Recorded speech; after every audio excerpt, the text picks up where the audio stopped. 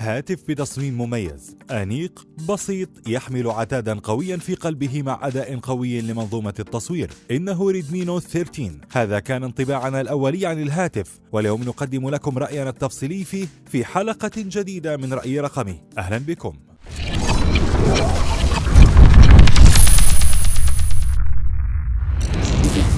أولا، التصميم. استخدمت ريدمي في تصميم هذا الهاتف لغة تصميم مغايرة تماما عن الجيل السابق نوت 12، حيث عمدت إلى البساطة والعصرية في الخطوط التصميمية الرئيسية، فنجد أن حواف الشاشة أصبحت صغيرة للغاية، مما رفع من جمالية واجهة الهاتف وجعل نسبة استحواذ الشاشة تصل إلى 87.5% من إجمالي مساحة واجهة الهاتف، وحسن من تجربة مشاهدة المحتوى عليها. إطار الهاتف مسطح مع أركان دائرية منحتنا مسكة مريحة ومحكمة. أبعاد الهاتف 16.2 سنتيمتر للطول و7.5 سنتيمتر للعرض، وسمكه 8 ملم، ويزن 188 جراما تقريبا، مما يجعله خفيفا نحيفا سهل الاستخدام بيد واحدة. من الخلف نجد أن الكاميرات تأتي بلا إطار، كأنها تطفو فوق ظهر الهاتف، وهي لغة تصميم حديثة تزيد من أناقة الهاتف. والهاتف يأتي بمعمارية IP54 لمقاومة رذاذ الماء والأتربة. على يمين الهاتف نجد زر الطاقة يعلوه زر التحكم في الصوت، على اليسار لا نجد أي منافذ. من أسفل مخرج الشحن تايب سي، ومخرج السماعات الخارجية، ومايك المكالمات، ومخرج شرائح الاتصال الذي يدعم تركيب شريحتي اتصال وكرت ذاكرة خارجي. من أعلى مايك إضافي لعزل الضوضاء، ومخرج آخر للسماعات الخارجية، حيث أن الهاتف يدعم تقنية الصوت الستيريو. ونجد منفذ 3.5 ملم الخاص بسماعات الأذن، ومنفذ IR بلاستر الشهير للتحكم في الأجهزة عن بعد. من الأمام الشاشة مدمج بها من أسفل مستشعر البصمة، ومن أعلى ثقب صغير للكاميرا الأمامية. مجمل التصميم عصري شبابي مع ألوان مفعمة بالحيوية وتقنية طلاء طاردة لبصمات الأصابع. وسيتوفر الهاتف في 3 ألوان: الأسود والأخضر النعناعي والأزرق. ثانيا، الشاشة والصوت.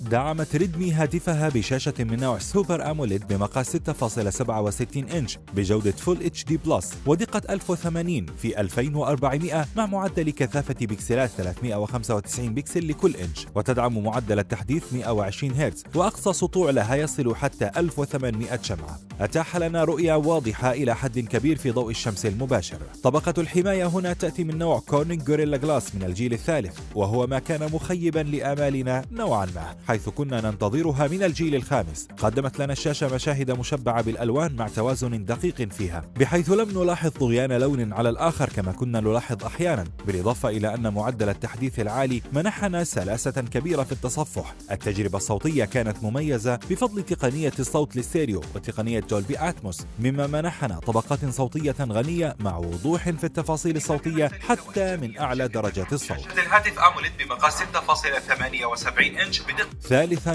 العتاد.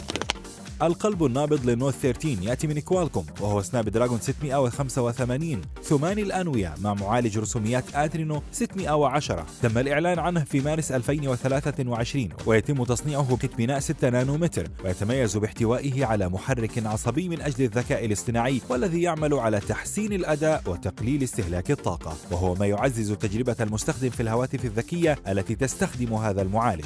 تجربتنا مع الألعاب الثقيلة مثل ببجي وأسفلت كانت جيدة إلى حد كبير بدون مشاكل لاج أو تهنيج أو تسقيط فريمات، وهو ما جعل تجربة الجيمنج هنا متميزة. وقد حقق الهاتف على منصة انتوتو هذه النقاط التي تشاهدونها على الشاشة، وعلى منصة جيك بنش للنواة الواحدة هذه النقاط، ولكل الأنوية هذه النقاط أيضا. وسيتوفر الهاتف في 3 نسخ للذاكرة الداخلية والرامات: 6 جيجا بايت رامات مع 128 جيجا بايت ذاكرة داخلية، 8 جيجا بايت رامات مع 128 جيجا بايت ذاكرة داخلية، 8 جيجا بايت رامات مع 256 جيجا بايت ذاكرة داخلية. كل هذا إلى جانب ذاكرة وصول عشوائي 8 جيجا بايت، يمكن أن تصل إلى 16 جيجا بايت بفضل رام اكسبانشن. رابعا، الواجهة ونظام التشغيل. يعمل النوت 13 على منصة اندرويد 13 مع واجهة تشغيل ميو اي 14، وللأسف لم تصل بعد لواجهة شاومي الجديدة هايبر او اس، ولكن الأداء جاء مستقرا سلسا، وظهر هذا جليا في التنقل بين التطبيقات وحفاظ النظام على التطبيقات نشطة في خلفية الهاتف لأطول فترة. خامسا، الاتصال. يدعم الهاتف تركيب شريحتي اتصال من نوع نانو سيم، يدعم الواي فاي ثيرنج، واي فاي ديسبلاي، واي فاي دايركت، والبلوتوث يأتي بإصدار 5.1. سادساً، منظومة التصوير. منظومة التصوير في النوت 13 تتكون من 4 كاميرات. الأمامية تأتي بدقة 16 ميجا بكسل مع فتحة عدسة 2.4 من نوع وايد، أعطتنا صورا جيدة في مختلف ظروف الإضاءة مع تفاصيل واضحة وحادة. أما بالنسبة لتصوير الفيديوهات فالهاتف يستطيع التصوير بجودة 1080 بكسل بمعدل التقاط 30 إطار في الثانية.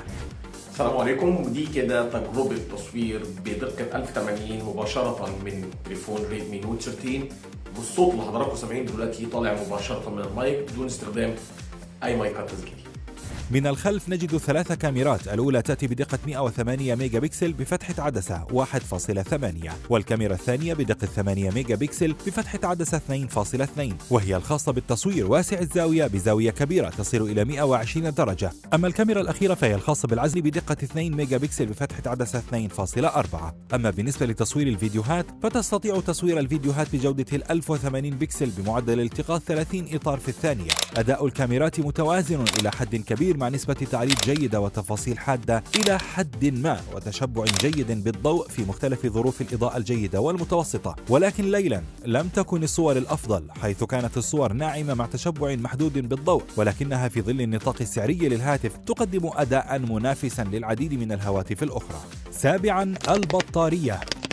إحدى نقاط التميز في هذا الهاتف، حيث تأتي البطارية بسعة 5000 ملي أمبير، تدعم الشحن السريع بقوة 33 واط ليستطيع شحن كل البطارية في 70 دقيقة. ثامنا، السعر.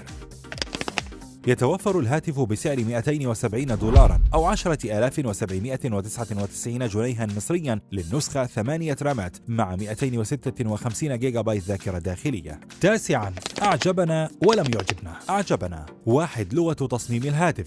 2. مسكة محكمة ومريحة. 3. شاشة أموليد فول اتش بلس. 4. تردد 120 هرتز. 5. كاميرا 108 ميجا بكسل. 6. شاحن بقوة 33 واط. 7. سعر منطقي جدا.